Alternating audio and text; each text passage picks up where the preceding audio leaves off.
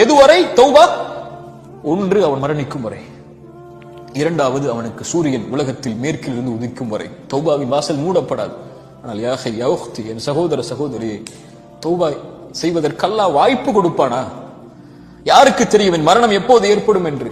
தொழுகையை விட்ட நிலையில், பாவங்களை சுமந்த நிலையில், குற்றங்களை சுமந்த நிலையில், அல்லாஹ் தடுத்த காரியங்களை செய்த நிலையில் நான் ஒருவேளை இறந்து விட்டால் தௌபா செய்யாமல், மா கர்ரக பிரப்பிக்கல் கரீம், அந்த கண்ணியமிக்கவனிடமிருந்து, சங்கை மிக்க ரப்பிடமிருந்து உங்களை திருப்புவது எது?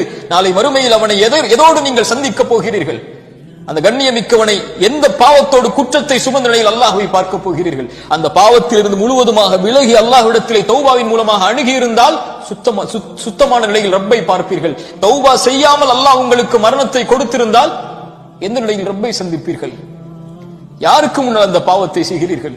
அறிஞர்கள் சொல்லுவார்கள், பாவத்துடைய சிறுமையை பார்க்காதீர்கள், அந்த பாவத்தை யாருக்கு முன்னால் செய்கிறீர்கள் என்று பாருங்கள். துப் அல் ஆன், அல்லாஹ் கொடுத்திருக்கக்கூடிய இந்த மூச்சு வாய்ப்பது பாவத்திலிருந்து விலகுவதற்கு.